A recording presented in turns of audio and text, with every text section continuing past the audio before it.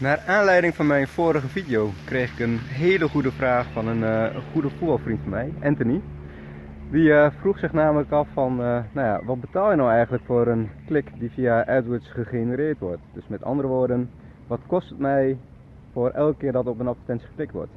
Nou, dat was een hele terechte vraag, een hele goede vraag ook. Nou ja, het betalen aan AdWords voor een klik, dat heeft alles te maken met het Google veilingssysteem van AdWords. En nou, ik kan het zo wel heel lang erover gaan hebben. Dat ga ik niet doen. Er is een hele goede video over van Hal Varian. Dat is de meneer bij Google die alles weet over het veilingssysteem. Dus hierbij het video. Hi, I'm Hal Varian. I'm the chief economist here at Google. Google uses an auction system to rank the ads that appear in the search results page and to determine the cost for each ad click. In this talk, I'll take you through a general overview of how the ad auction works. First and foremost, Google users want ads they see to be relevant. They don't want to be bothered with ads that aren't closely related to what they're searching for. And advertisers want to show relevant ads so users will actually click on them.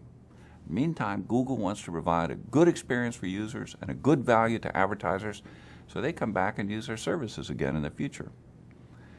Now, I'd like to walk you through what a traditional auction looks like. Say we have 4 advertisers competing for space on the search results page, and each has indicated a different amount they're willing to pay for a user to click their ad and visit their website. $4, $3, $2, and $1. I'll refer to these amounts as the bids. Now, in a traditional auction, ad positions will be determined exclusively by bids. The highest bidder would get the first position, second highest bidder the second position, and so on. Google uses a variation of what's called a second price auction. And in a second price auction, the buyer doesn't have to pay their full bid. They only have to pay the amount of the next highest bidder below them. So in this particular case, the first advertiser was bidding $4, but they'd only have to pay $3, which is the bid of the second highest advertiser. Same thing applies to advertiser 2 and to advertiser 3. This design allows each advertiser to bid their true maximum willingness to pay for a click, but they only have to pay just enough to beat the competition. Now, in our Google auction, advertisers only have to pay when they actually receive a click, and the order isn't based just on bids. Why? Because we want to show more useful ads in a higher position on the results page. Because users want to see relevant ads. Advertisers want to present relevant ads to users, and Google wants both advertisers and users to have a good experience, so they come back and continue to use our system. So we consider some other factors in addition to an advertiser's bid. The first factor is your expected click-through rate. This is our prediction of how often your ad will be clicked on when it's shown. All across Google, we rely on user feedback to drive decision-making, and user click-through rates tell us what Google users really respond to. By allowing users to vote with their clicks, we have millions of people who are helping us to decide which ads are best for each search query. The next factor is your ad's landing page experience. An ad is only useful to a user if the landing page it leads to helps them find what they're looking for. A highly relevant landing page yields a higher score. What does a high-quality landing page look like? Well, it should have relevant and original content that helps a user complete their task. It should be easily navigable and be transparent about the nature of your business, how your site interacts with a visitor's computer, and how you intend to use a visitor's personal information. Another factor that's involved is ad relevance. Google determines ad relevance by analyzing the language in your ad to determine how well it relates to the query. This is a way to measure the ad's relevance to the user's search and to make sure that only useful ads are shown. It also prevents advertisers from simply paying their way onto search that's unrelated to their product or service. Your expected click-through rate, the landing page experience, and the ad relevance are all factors that describe the quality of your ad. We also consider the expected impact of any ad formats that may show with your ad. Ad formats are enhancements to search ads that more prominently show users information about your business, things like a phone number or site links or your website's domain in the ad headline. Advertisements with these formats give users more information and more reason to click on an ad.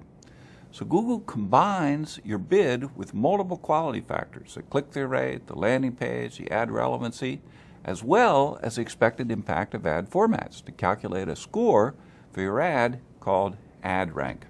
Let's go back to our 4 sample ad buyers and see how their ad rank compares. Here are 4 advertisers. They're bidding $4, $3, $2, and $1. Their ads had different quality: low, high, high, and medium. They also implied different formats with varying impact. First ad doesn't have any formats enabled, so it has no expected format impact. The second ad is only eligible for one format and has a low expected format impact. And the third is eligible for several extensions and garners a high expected impact, and for the last ad, it's medium. So in this example, the first ad has an ad rank of 5. Next ad has an ad rank of 15. Third has an ad rank of 20, and the last ad has an ad rank of 8. It's this ad rank score that determines ad position on the results page. And in addition, only ads with sufficiently high rank appear at all. So with this ad, with an ad rank of 20, it gets first position, even though it has a lower bid. Why? Because of its quality and formats. The second highest ad rank is 15, so that ad gets position 2. And the third highest ad is 8, and it lands in position 3. The advertiser up here, who's bidding $4, has such a low quality and format impact that it doesn't get a position on the page at all, despite having the highest bid.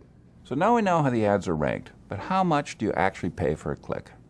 Well, you pay the minimum amount that's necessary to maintain your position and any formats that are shown with your ad. So let's get back to our ad rank table and talk about the advertiser in position 1. He's competing with the advertiser in position 2. So the amount he has to pay is going to be just enough to beat the ad rank of the advertiser in position 2. For example, although he bid $2, he could have bid as low as, say, $1.73, and he would still have outranked the advertiser immediately below him. So that's what he'll pay for a click, $1.73. Similarly, the amount that advertiser in position 2 has to pay is the minimum needed to beat the ad rank of the advertiser in position 3, and so on down the page. So in this example, the top-ranked advertiser winds up paying less than what he was actually willing to pay for a click. And it's the same for the other advertisers as well.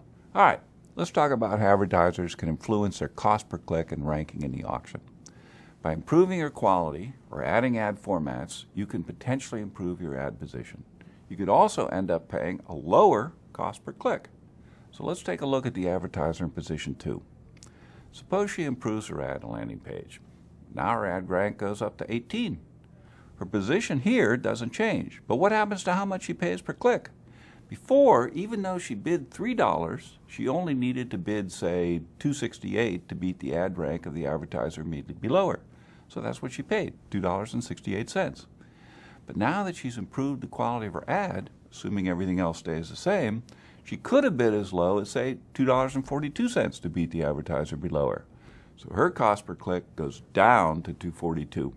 Why? Because the price an advertiser pays is partially based on her ad quality. Now imagine this advertiser wants to move to a higher position. So she increases her bid to $3.50. Now her ad rank goes up to 23. That's enough to give her a highest ad rank and to move her into position 1. And what does she pay? The amount that would be just enough to beat the ad rank of 20 below her. Assuming everything else stays the same, that might be, say, $3.38 in this particular case. So to wrap up, why do we handle ad ranking and pricing this way? Like I said at the beginning, it all goes back to the ecosystem Google, our users, and our advertisers all live in.